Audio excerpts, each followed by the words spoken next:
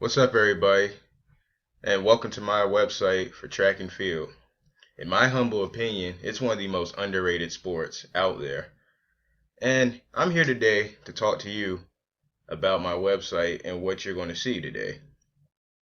Well, to start things off, I just wanted to put a little brief history on the page, on one of my pages, which is the first page.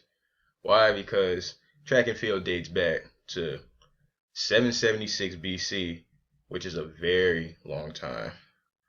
And that's when the first Olympic Games was held. So the sport's been around for a very long time. It's just not as popular as sports as you would say football, basketball, baseball, but it's been around longer than those sports. My next page I'd like to talk about is the types of events. Being that it's called track and field, you have multiple events. You have the sprints, the hurdles, jumps, and throws. My personal favorite would be the sprints, as I am a sprinter myself. Well, next thing I'd like to talk about is the types of shoes that are worn in the sport. Sure, everybody has a pair of running shoes. Everybody owns a pair of running shoes somewhere in their house. But in this sport, you have to wear a specific kind of shoe for maximum performance. You have sprint spikes, you have middle distance spikes. You even have spikes for throws and jumps. You can't be wearing a sprint spike in a jumping event. Well, some people do, but you don't get the best out of it. And next, I'd like to talk about the levels of competition. Sure, everybody knows about the high school level, which isn't as competitive, but it can get competitive.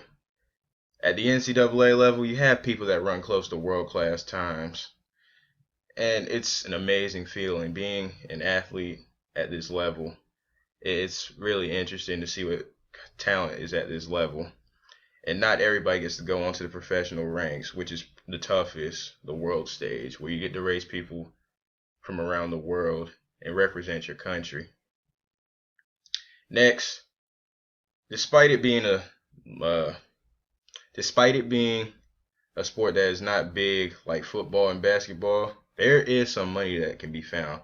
However, if you're not sponsored, you're going to make as little as $5,000 a year, which is what I want to get into on my next page, because it's an interesting thing that track athletes don't make that much without sponsors.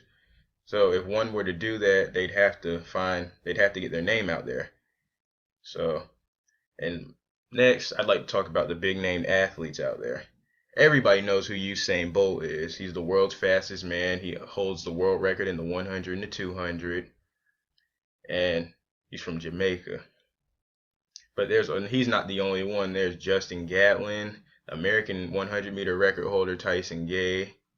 You have Allison Felix, Sanya Richards-Ross, just to throw a few names out there, and they're all from the USA, except Usain Bolt, obviously.